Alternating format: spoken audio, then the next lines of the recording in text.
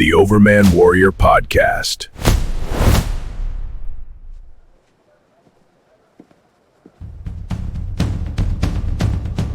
Hi, Rich Hoffman here. All right, I don't go out looking for all this trouble, but I was reminding people that one of the problems with Amy Acton when she was put on to Governor DeWine. Now, we've all seen how Governor DeWine has fallen off the rails. And as soon as I let myself get a picture with him at the State House, he turns around and makes a real fool out of the Republican Party. And he's doing a lot of dumb things. His policy on execution is dumb. You need to have capital punishment in Ohio. The whole Somali thing is dumb. And him complaining about Trump is dumb. He's just doing a lot of dumb things. But as I said, he's always been a Democrat. So there was always a lot of controversy about Amy Acton. We're talking about Amy Acton. And I was making comments about Amy Acton, reminding everybody, well, she was a major abortion advocate. And there was a lot of controversy when DeWine put her on as health director, 2019, 2018, somewhere around there. Before COVID, before she made a complete fool of herself out of COVID, she was the abortion person. And DeWine was very anti-abortion, which made him a pill that people could swallow because that at least was a conservative position there. He's a Democrat almost everything else. But on abortion, DeWine was always very much pro-life. So people got behind him because of that. And then he turned around and put Amy Acton on as health director because he wanted to reach across the aisle so Democrats that he can be friendly. And even though he had political differences with Amy Acton on her abortion stance, he put her on as health director anyway. And then we saw where that happened. She became the lockdown lady, a tyrant out of control. She became Ohio's version of Dr. Fauci. But anyway, I was reminding people, it's not just the lockdown lady. She's also the abortion queen. She loves abortion. And I only say that because she put out a post on X where she reminded everybody that it's been a few years since Roe v. Wade occurred and Ohio voted to keep abortion laws legal to an extent on paper anyway. And she was reminding people of that. And I had to remind everybody that the election to make abortion rights conducive in Ohio came with a lot of progressive money being poured into the state during an off-season election like they always do, August. And it wasn't exactly a referendum on people's belief about Roe v. Wade under Trump and the Supreme Court pitching it because it was bad law and the Supreme Court had no business in it. So then it became a states' rights issues. If states wanted to have abortion, then they could have it. Wasn't going to be a federal mandate. So then, of course, the progressives said, hey, it's a red state. It's Trump state. Ohio is. Let's go after it. DeWine won't stand in our way because he's more of a Democrat than a Republican. And Amy Acton, his former health director, shut the state down. She's a big-time progressive. Right now, Mark Elias, Mr. Progressive himself, Mr. Election Fraud, is behind her campaign with, all the usual David Pepper and all those usual people, outright radical leftists. And they're the ones that brought up that she was pro-abortion.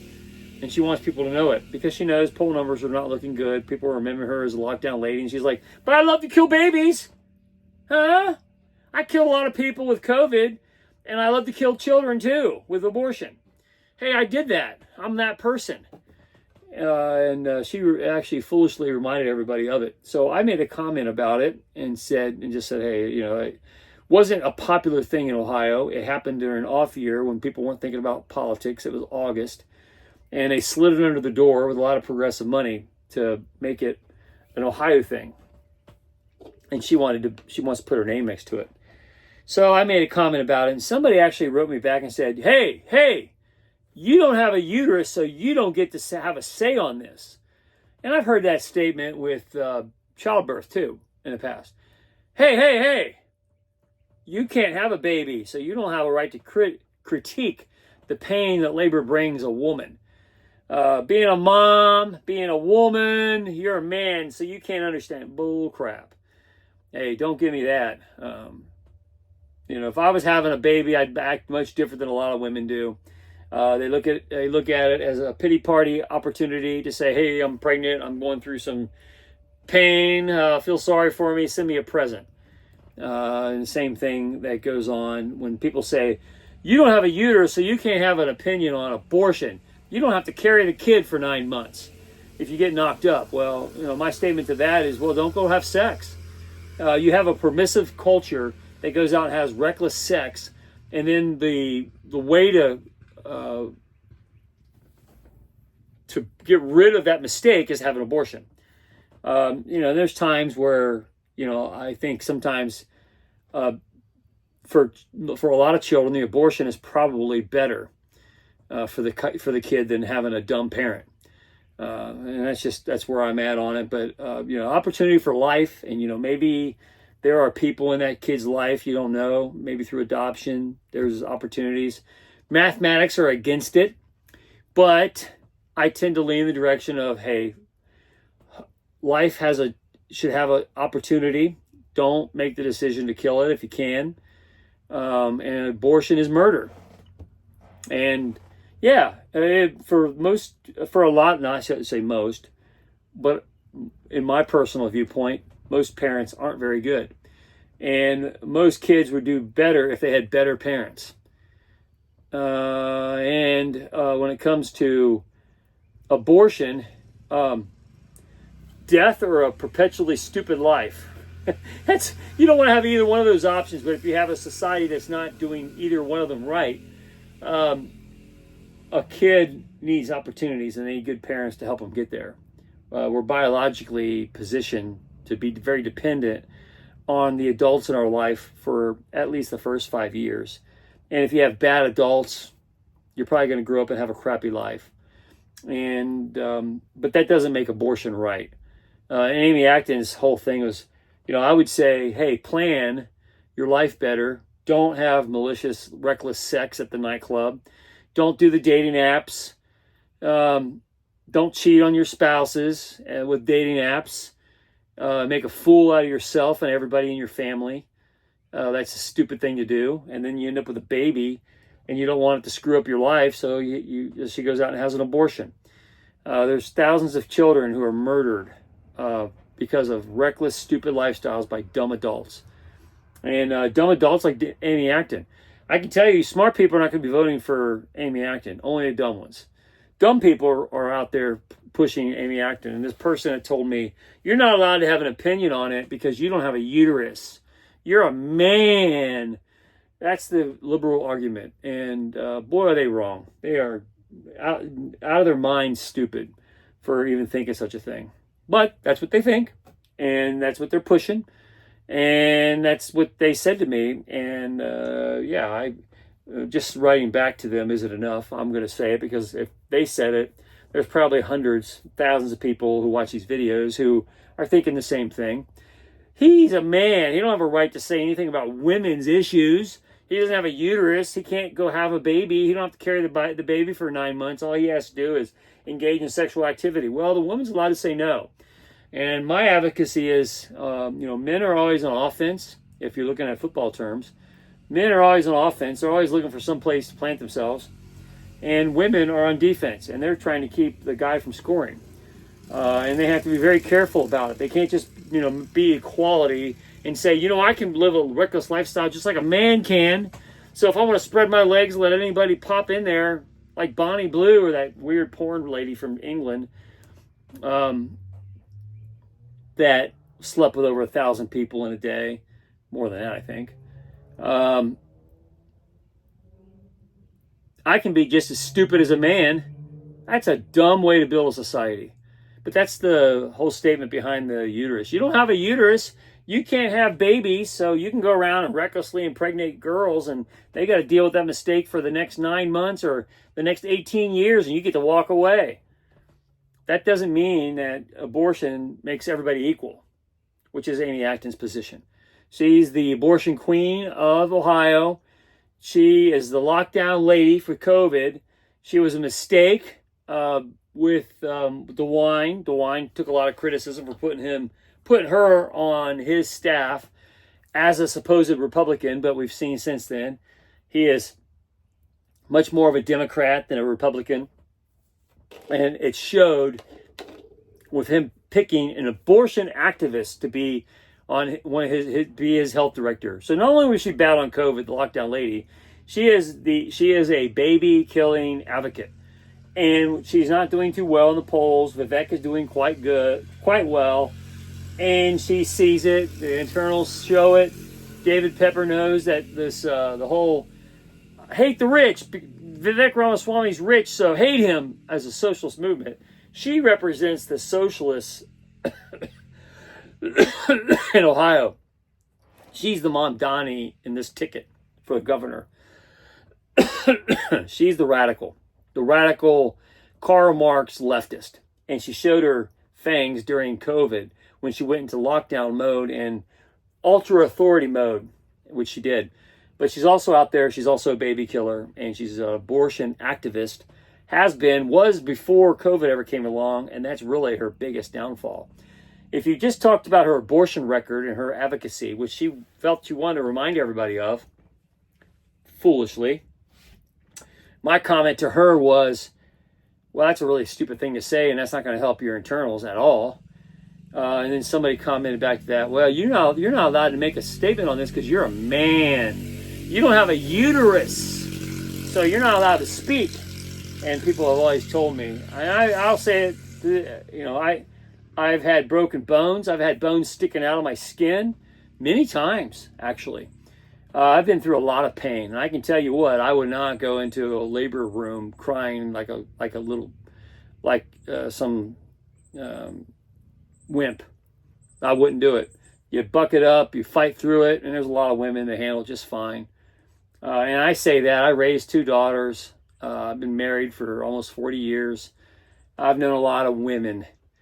And my statement has always been, don't give me that crap about you can't have a baby. I'd have a baby in a second if I could, but because I'm a man, unlike what they say on the radical left, men can't have babies, men don't have periods, men are men. But if I could, I would, to take that burden away from the women in my life, because I can handle pain, extraordinary amounts of it, and I'd take it away from them as a gentlemanly thing to do anytime I could. But I have strong opinions about abortion. I have strong opinions about parenting in general. And traditionally, my statement is it's worse to have a dumb parent than to be killed as an abortion. However, abortion is murder. And I think the better thing to do is have a biblically oriented society that doesn't have reckless sex. And that if a man gets a woman pregnant, you marry her and you stay with her for life till your dying day to raise the child. That's what you do. And that's how we should be constructing society. But I look around at some of the dumb parents that are out there, and there's some really dumb parents. There are some real slugs out there. And I look at the poor kids that have to trust mommy and daddy. And I feel sorry for them because they did not hit the lottery. They did not have the opportunity to get a good parent. They got crappy parents. It's not enough to be in children's lives. Their day-to-day life, when they form bad habits with bad parents, they're ruined for life. And that's just the way it goes. My statement on abortion is abortion's always been wrong. But should parents have to get a license to be a good parent? No, I wouldn't say so. But I think reckless sex and this equal rights that women can be just as bad sexually as men is ridiculous. You got to have men on offense in order to procreate civilization. Women have to say no. They have to look at that guy that's all cool and looks like he's slick, but he don't have a dime to his name and he can't get out of bed to go to work every day. But he might be a good-looking character for a moment when he's a teenager. She might get suckered into it and then find out he's a bum the rest of her life, and she's got to live with that mistake forever. A lot of times that's worse. A kid being condemned to that kind of life is a worse situation than not knowing it to begin with. But then you're making a decision to rob a child of an opportunity. Maybe someone can come along and mentor them and help them out. Odds are against it, but maybe it happened. Who are you to play God and say no? So, Amy Acton is the abortion queen in Ohio. Abortion is murder, and she advocated for murder, and she killed a lot of people with COVID by putting COVID people in nursing homes and locking them away and bringing that virus.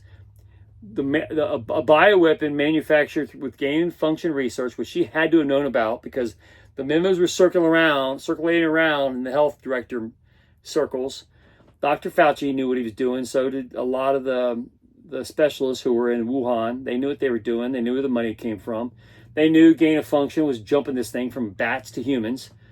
And she knew it when she started locking down Ohio and putting people in nursing homes, not letting people get out of their house so they could build their immune system up through interaction, trying to play this keep away game with the virus that she knew was created in Wuhan, in China, and released under nefarious conditions, made under nefarious conditions by her buddy, Dr. Fauci. Amy Acton is the Dr. Fauci of Ohio, and she is also the murder queen. She's the abortion activist, and she's not doing very well in the polls, and she wanted to remind Democrats, hey, I'm for abortion. Isn't that good? Vote for me. Ohio is not the abortion state that they thought it was after progressive groups dumped many millions of dollars into an August campaign to slide it under the door when people weren't paying attention.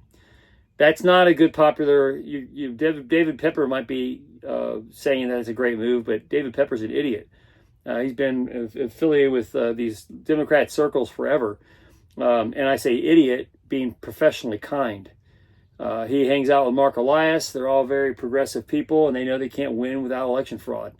So on the ID issue in Ohio, election fraud, Republicans have been pretty good in Ohio over the years. But that doesn't mean that if you turn your back for a second, they're not going to try and slide votes under the door. And the David Peppers of the world with Mark Elias there to sue anybody who challenges their election fraud mechanisms is there to do it. And those are the people who are backing Amy Acton. She's a killer with COVID. She was a killer with abortion. And the election fraudsters are all about her because they know the Democrats can't win in Ohio without election fraud.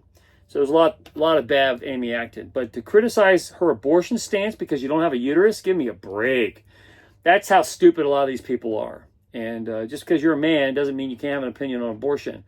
And I say abortion is murder. And it's even sometimes worse to have bad parents. But that's a whole other social discourse. Abortion itself is murder. And Amy Acton supports it and loves it. And is the abortion supporter in the governor race for Ohio. So it's not just her track record with COVID that makes her devastating. She is the abortion person in the race. And she thinks it's going to get her some points. And I think it's just going to make more people turn from her because Ohio is not an abortion state, David Pepper. And you know that from the internals. I've seen the same internals. Anyway, it's Rich Hoffman here. Share, subscribe, make tomorrow a better day. If you haven't read my book, The Gunfighter's Guide to Business, you'll probably learn a whole lot and you'll love it. I think you'll absolutely love it. It might even change your life. A lot of people have been telling me that lately. Yeah, it's the best book they've ever read on business. Okay, I'll take that. That's nice. Makes me feel pretty good. I like hearing that kind of stuff. Anyway, have a good day and see you later. In the age of disclosure, you must understand the politics of heaven. Coming soon.